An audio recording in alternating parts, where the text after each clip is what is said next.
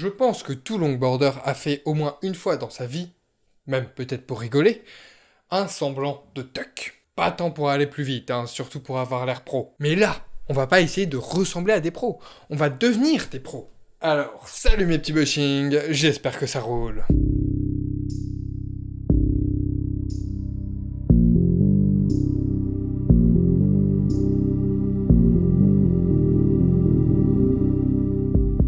Pour ceux qui ne voient pas de quoi je parle, le tuck est une position adoptée en downhill pour optimiser son aérodynamisme.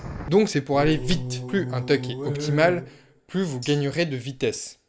Ou plutôt, moins vous en perdrez dû aux forces de frottement. Mais vu que c'est chiant dit comme ça, on va rester sur la prise de vitesse. Alors moi ce que je vous propose c'est d'aller sur un spot pour bosser ça tous ensemble. Parce que non, tucker dans une chambre c'est pas ce qu'il y a de plus opti.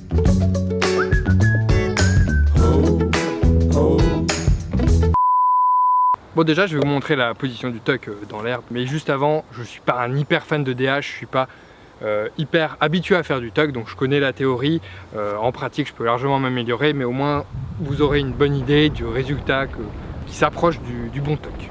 Alors, première chose, la position des pieds.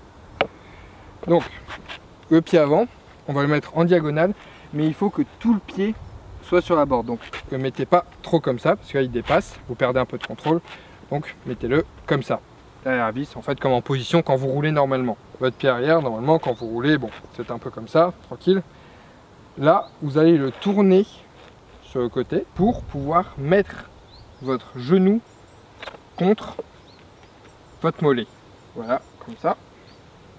Et vous gardez vos orteils sur la board et vous levez le talon au moment où vous allez vouloir tucker. Votre pied arrière, il ne faut pas le mettre au milieu, il faut vraiment le mettre sur le côté. Parce que si vous le mettez au milieu, si vous voulez faire un toe side, bah vous allez être trop sur la droite ou sur la gauche en fonction si vous êtes goofy ou régulier. Et même si vous voulez faire un Coleman, un hillside, votre pied il va beaucoup trop dépasser, votre talon il va trop dépasser. C'est pour ça que vous mettez bien sur le côté. Comme ça, là si vous voulez toe side, vous êtes bon. Si vous voulez hillside, vous êtes bon aussi. Pour le buste, comme pour tout votre corps d'ailleurs, le but c'est d'avoir le minimum de surface qui va être en contact avec l'air parce que c'est ça qui va vous donner une forme plus aérodynamique. Logique. Votre genou, vous devez bien le rentrer pour en fait qu'il y ait une seule surface ici qui va toucher, plutôt que comme ça, voilà, il y a les deux jambes. Votre buste, il doit être collé contre votre jambe. Parce que en fait, le truc c'est que si vous êtes comme ça, quand vous voyez un tuck très amateur, parce que débute ou n'importe quoi, vous allez voir un tuck un petit peu comme ça. Sauf que là, on n'est pas du tout penché. Il y a énormément d'air qui va s'engouffrer ici. Donc votre but, c'est vraiment de minimiser l'air qui va être ici. Donc vraiment, vous collez. Vos épaules. Pareil, premier réflexe, ça serait de mettre ses bras comme ça, ses épaules comme ça. Vous devez vraiment mettre vos épaules en arrière, comme ça. Vos mains, vous les mettez de façon à ce que vos bras soient le plus long de votre corps possible. Donc comme ça. Voilà. Vous levez la tête parce que vous regardez devant vous et pas vos yep, sinon vous mourrez. Donc vous abaissez bien, vous levez la tête et vous rentrez vos épaules pour faire un petit peu une forme de faucon. C'est pas très... Aussi détail très important pour être bien aérodynamique, c'est le dos. Vous voulez pas avoir un dos courbé, il faut avoir un dos un maximum plat. Donc pour ça vous pouvez redresser un petit peu votre cul. Alors plutôt que d'avoir le dos bien courbé comme ça, vous allez hop, levez un peu votre cul, rapprochez un petit peu votre jambe arrière, et là, vous avez un dos bien plus plat, non? Si? Ah ouais, ouais. Alors pour avoir un tuck vraiment parfait, c'est plein de petits détails qu'il faut bien avoir en tête et bien réaliser. Donc regardez un maximum les positions des gens, soit qui vous entourent et qui ont un bon niveau, soit en vidéo tout simplement. Donc vraiment, faites gaffe à des petits détails. Tous les petits détails sont importants pour être un maximum aérodynamique. Je vais vous montrer en descente pour que vous ayez une petite idée. Je te filme en train de mettre tes protections. Merci bro, j'apprécie. Comme ça, peut-être que tu pourras insérer un plan. Ouais, je mettrai les petites bandes noires comme ça pour faire hyper cinématique, pour mettre en valeur tes plans. Merci mec. Super, mec. En plus d'un caméraman, il me faudra un assistant pour porter tout ce bordel.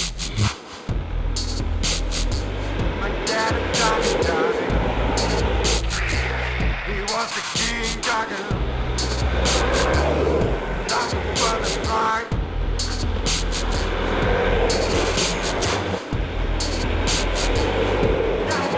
à quoi ça doit à peu près ressembler en descente. Encore une fois, je rappelle, mon tuck n'est pas parfait. D'ailleurs, si vous en faites un meilleur, n'hésitez pas à me corriger sur les détails qui vont pas.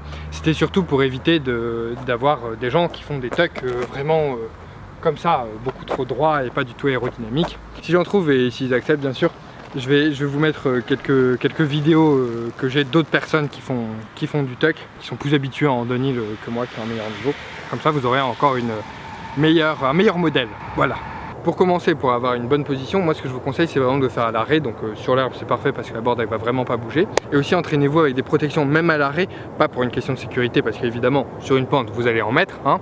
Mais ici c'est parce que autant vous habituer à avoir votre bonne position avec les protections que vous allez utiliser en descente. Comme ça vous êtes habitué à votre bonne position. Ce qui peut vous aider aussi, c'est de vous filmer ou prendre une photo au moins de vous pour pouvoir voir votre position et essayer de la comparer au moins avec la mienne, ou alors si vous avez l'occasion avec des gens meilleurs, qui ont un meilleur tuck. Parce que souvent on a l'impression de bien faire le mouvement, avoir la bonne position, alors qu'en fait pas du tout. Dernier petit détail dont on parle un petit peu moins, mais qui apparemment est important, moi j'ai un peu de soucis encore avec ça, c'est d'avoir vraiment une position dans laquelle, on est à l'aise, et 2, dans laquelle on peut rester indéfiniment. Moi en fait ce que je vous dis là, c'est quelque chose que j'ai appris notamment au Woodwings avec les instructeurs qui ont l'habitude de faire des DH et qui sont de très bons conseils. D'ailleurs, excusez-moi si j'ai oublié des petits détails, m'en voulez pas, pourtant j'écoutais. Mais ils nous disaient que eux, ils se fatiguent pas en ayant leur tuck, parce qu'ils sont habitués à avoir leur tuck, leur position, en fonction par exemple de leur taille, peut-être de leur morphologie, je sais pas. Mais c'est une position aussi à adopter. Faut pas être dans un inconfort total quand on fait son tuck. Alors je vous vois venir, hein, pas besoin de casque, parce que quand on a les cheveux courts, il risque pas de se décoiffer, bla bla bla. Ok, en vrai, personne dit ça. Enfin, j'espère. Mais je tiens à rappeler à chacun d'entre vous que l'accès au couloir du 3e étage de l'aile droite est formellement interdit. Et aussi qu'il faut porter des protections adéquates quand on fait tout ça, à commencer par un casque et une paire de gants adaptés. Voilà, j'espère que ça va vous aider à prendre un max d'aspi et à dépasser un tas de trottinettes électriques. Si ça vous a plu, vous pouvez presser virtuellement le bouton j'aime de cette vidéo, vous abonner pour devenir des bushings de l'espace. Et surtout, bon ride. He was the king dragon. Not the butterfly.